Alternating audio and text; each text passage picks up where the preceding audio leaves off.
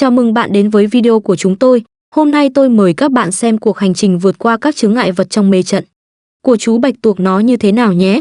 Mời các bạn xem hết video.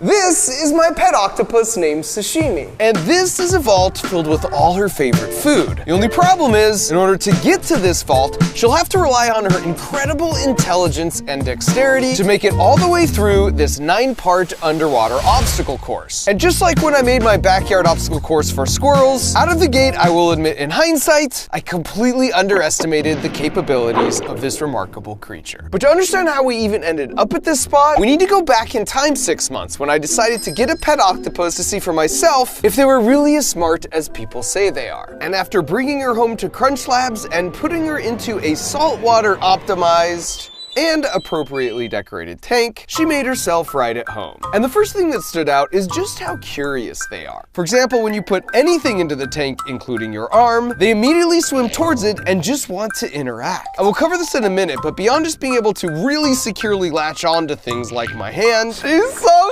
strong! Oh my god! Oh. Her suckers are also gathering information about me, like my smell, taste, and color. And so after just a few weeks, given how playful she is, it's hard not to form a quick bond. For example, she loved to go up and wave her tentacles in the jet stream, which I assume is the octopus equivalent of a dog sticking its head out a car window. She could play catch with us, she had a propensity for selfies anytime she saw a camera, and whenever we'd put a toy submersible in her tank, she would go full 20,000 leagues under the sea. And as I did more research, I learned that for the 100 million octopi every year us humans put on a dinner plate or in a pet store, basically all are born and originally raised in the ocean, meaning they aren't bred in captivity, which is when I was hit with the startling realization that essentially made me the bad guy in Finding Nemo. And since no one wants to be the bad guy in Finding Nemo, as much as we'd already come to love sashimi here at Crunch Labs, I did some investigating and found out from the pet store we got her from the exact spot they pulled her out of the ocean. The only problem with my plan of returning her was she'd been hand-fed now for quite some time. So the idea was that if she could figure out and remember how to solve an obstacle course maze, then I would be assured that she could figure out and remember her early days hunting in the ocean, and we could send her back home with confidence. Phase 1 of the plan was to give her some challenges and then observe her behavior to understand what capabilities she actually had. And as it turns out, it's a lot. For starters, their ability to color and shapeshift is unmatched in the animal kingdom. For example, can you spot the octopus hiding in plain sight right here? And the only thing more impressive than that is when you slow it down and play it in reverse to see just how quickly and convincingly these changes occur. And it's not just camouflage as a form of protection, they can also mimic the shape of larger, more predatory animals like eels. And as Sashimi shows here, and you can see here, they've even come up with some pretty creative ways to scoot themselves around. And on top of that, there's stories from octopus researchers where they will recognize and shoot water at only one specific person anytime they walk by the tank. And they'll still recognize that person even if they switch clothes with other people. Or there's other stories where the octopus will repeatedly shoot water jets at the light switch to turn off the lights in the room. It's also not uncommon for them to escape their tanks at night to better map out the room they're being stored in, or to even raid the other tanks for food only to return to their tank in the morning like nothing ever happened. And after a month or two of observation, once we had really come to understand each other, we had all the data we needed to enter phase 2. So after a lot of brainstorming, CAD, 3D printing, and laser cutting, we eventually landed here, starting at the conclusion of the 9-part obstacle course with the Golden Vault. If she can figure out how to unscrew the vault door, well then she's earned the 3 pounds of her favorite food, shrimp, contained therein. And the reason we know it's her favorite food is because over the course of a week, we prepared an underwater seafood buffet with 4 different food options. And all 4 times we repeated the experiment, the aroma from the shrimp was consistently the most irresistible. But in order to earn that succulent reward, she's got her work cut out for her, starting back at the beginning with challenge number 1, the over-under. If she finds a way to get under this barrier through these rocks, well then she's got to find a way to get over this barrier through these floating balls. And if she manages that, then it's through the green circular portal where she'll find herself face to face with this 4-panel revolving door. And if she works out how revolving doors work and makes it through the next green portal, well then Sashimi sashimi will basically be met by a wall. And at this point, it's game over, unless she correctly deduces that by pushing this block out, she can pass through the corridor and continue her journey upwards to the ball drop. And this is where things level up a notch, because dexterity becomes much more critical. In this case, she has to grab this lever and rotate it in this slot, which will allow it to fall down with the balls trailing behind, clearing up the pathway upwards through the tube. But then once she swims up the tube, she'll be trapped, because the porthole out is blocked by this red gate. That is unless she figures out how to hit the emergency exit button, which will push this glass counterweight ball down off the edge, thereby pulling the gate up and allowing entry into perhaps my favorite obstacle, the fish out of water. Because here, the only way for sashimi to continue her progress would be to flex her ability to comfortably live on land for up to an hour by crawling out of the water, up, over, and back down on the other side, where after passing through the portal, she gets a bit of a power-up, because on the backside of the snorkeling Fat Gus is a shrimp. Now this is a bit of a throwback to the tourist trap on the squirrel maze, where a strategically placed snack led to a timely photo op. But in this case, I call it the Medusa, because the hope is that as she eats the shrimp with her beak on the underside of where her legs all come together, it will look like Fat Gus has 8 braids of beautiful flowing hair. And now that she's feeling refreshed, sashimi can hopefully finish strong with the penultimate challenge, which is sort of a double obstacle, because there are 6 holes in the top ranging from small to really small. And if she takes the easy route by squeezing through the least small hole, well then she has a lot more maze to deal with, as opposed to the smallest hole that puts her right at the finish. Either way, at this point she's made it here, and if she solves the final puzzle by unscrewing the vault door, she's not only earned the all-you-can-eat seafood buffet, but she's proven she's quick enough on her tentacles to handle being returned back to her ocean home to the very tide pools she was raised in. So with everything in place, all that was left to do was open this ball valve. And as the smell of fresh shrimp made its way to her tank, she made her way down the tube like an 8-legged gladiator to her saltwater coliseum. So while we wait for her to make that 40-second trek, this is the perfect time to mention that if you want a Christmas morning reaction like this,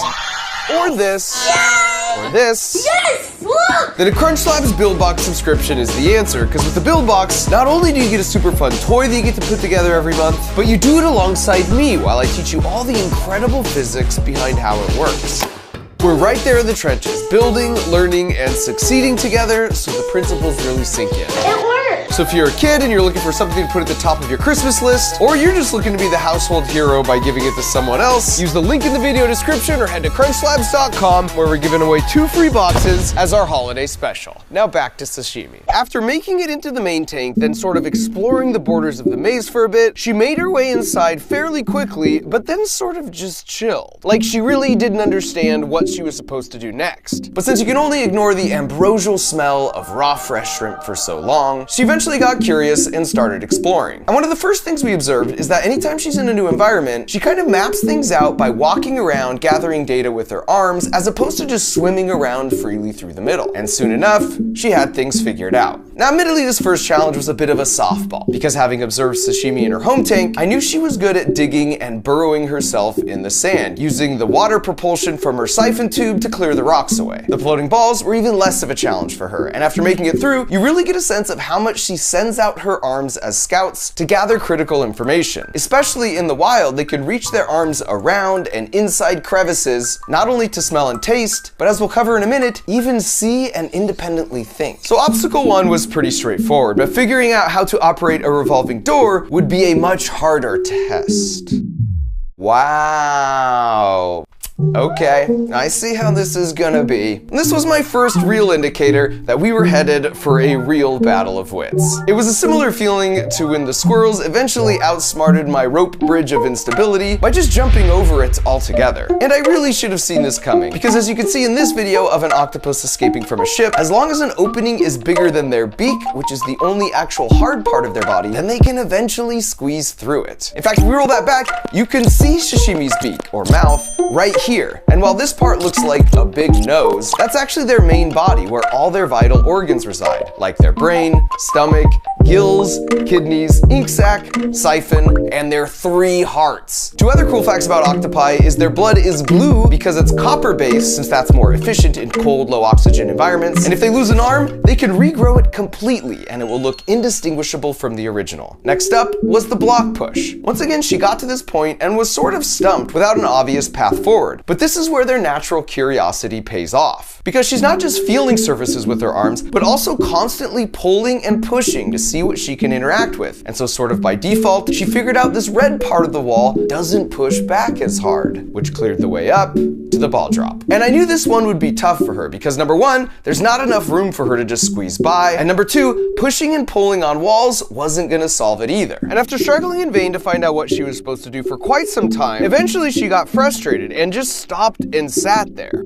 almost like she was processing all the data she just gathered. And this was the moment I knew for sure I was in over my head. Because while basically maintaining eye contact with me as a flex, she reaches up with one arm and then twists the bar, which dislodges the ball, allowing her to clear them out and move on. And this feels like the perfect moment to tell you that my absolute favorite fact about the octopus is that they are truly the closest thing we have to intelligent alien life on this planet. And here's what I mean by that. This is a very simplified version of a tree of life. These kind of diagrams show you how all life is related and what evolved from what. How do we know this? Well, by being true scientific detectives and looking for clues. For example, a few hundred years ago, scientists noticed that us humans have 7 vertebrae in our necks, but so do giraffes. But wait a sec, so do whales, mice, elephants, lions, horses, and bats. So that's a clue they all share a common ancestor and belong to this group called mammals. And it's not just neck bones. Watch what happens if you compare the arm bone configurations of a human to a bat, to a chicken, to a turtle, to a dolphin. It's wild what tiny beneficial mutations and millions of generations can produce. And of course, with genome sequencing developing over the last 40 years, it's allowed us to compare the DNA of different species and sort of check our answers in the back of the book. Anyways, using these techniques, if you want to see where our lineage broke off from that of octopi in the tree of life, you have to go back over 500 million years ago to a simple flatworm. But if you look closely, all of what we think of as the smart animals are over here on this side of the tree of life, including dolphins, dogs, pigs,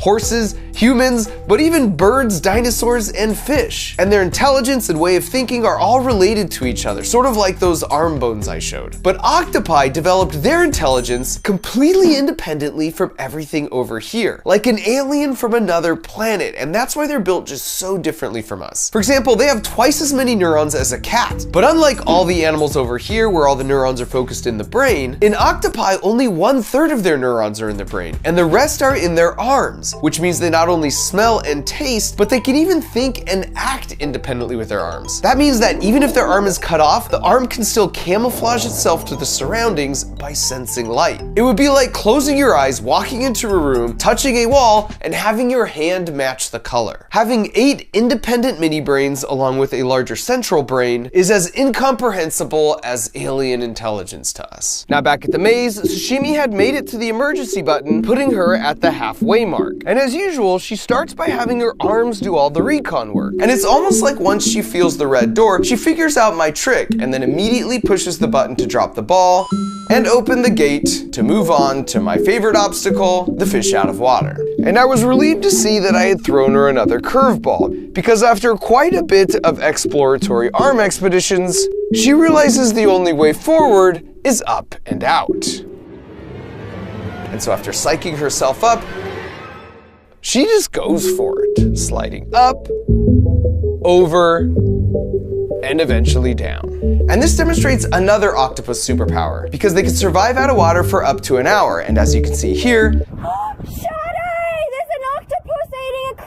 it's one of the reasons they're such successful hunters in and around tide pools. And now that we're coming down the final stretch, I figured she deserved a bit of a snack break with the Medusa. And just like I'd hoped, once she saw the shrimp attached to the back, she starts chomping down with her beak. And since that's right at the center of all her legs, we get a couple different hair options for Fat Gus. Starting first with a more free-flowing sandy blonde option, which eventually morphed into more of a dark-haired updo. Now the reason she's able to change her appearance so drastically is because all octopi have 4 tricks up their sleeve. First, their skin is covered in tiny little sacs called chromatophores, filled with either black, red, or yellow pigment, and then they use their muscles to stretch those sacs like a balloon to achieve any combination of those 3 colors. Then they've got a layer below that called iridophores that bounce back specific wavelengths of light, giving those iridescent blues like peacocks or beetles. Then there's even one more layer that reflects back ambient light called lucifores. On top of all that, they can also use a muscular structure called papillae to change the texture of their skin, creating ridges and bumps. And because they could change any of those in as little as 200 milliseconds, which is literally less than the blink of an eye, it makes them the true masters of disguise in the animal kingdom. Now she was onto the maze, and you could see she opted for the largest hole, which of course means she had the maximum amount of maze ahead of her. And I love this because it's sort of classic sashimi at this point, but you can see she's willing to play along for quite a while and make just about every possible wrong turn along the way, but then eventually she's over it and just cuts right to the end. And while that's technically an automatic DQ, I took the high road and let it slide, which brought her to the golden vault. After a month or so of training on all the obstacles, she had finally done it. And with the tide on her side, she went straight for the door, ripped it off the foundation, and then immediately basked in the sweet, delicious taste of a hard-earned victory in the largest stockpile of shrimp she'd ever seen. And after letting her gorge for a bit, it was time for me to uphold my end of the deal and give her the Finding Nemo happy ending she deserved by driving her 8 hours down the coast back to the exact beach where she was raised. Having figured out and remembered the solutions to all my dumb puzzles, I was convinced she could certainly figure out and remember what it was like to hunt for her own food in the open ocean. And this was a bittersweet moment because there's one octopus fact I haven't mentioned, and that's that their entire lifespan is only about 1.5 years. And as a final act, after laying her eggs, a female will continually watch over and protect them to the point that she stops eating and dies. Which meant in the exact same coves and tide pools that her mother did for her, soon sashimi would be extending that ever-changing tree of life by one more generation. Only perhaps this time creating a new branch of super intelligent puzzle-solving offspring. With everything you know about sashimi at this point, it should come as no surprise she also has incredible taste in toys. But what should also hopefully not surprise you after watching the videos I've been making on YouTube for 12 years is that learning science and engineering doesn't have to be sucky and boring. Which is exactly why I started a toy company called Crunch Labs with the express goal of helping kids think like an engineer through monthly toys that get delivered to your door where you put it together with me. And having already shipped millions of these boxes, the data is in. 87% of kids rated an 8 out of 10 on a fun scale out of 10, but here's the dirty secret. More than 3 out of 4 parents said their child gained a new passion around STEM and engineering from the boxes. Our secret sauce here, just like on my videos, is hiding the vegetables so everyone leaves feeling stoked about the outcome. On top of that, each month your box has a chance to contain the platinum ticket, and if you get it, well then you're coming out here to Crunch Labs to build with me and my team for a day. So if you want to embark on this monthly journey with me and get a Christmas morning reaction like this, yes! Oh my gosh! Let's laugh! just go to crunchlabs.com or use the link in the video description where we're giving away those 2 boxes free as a holiday special. Thanks for watching.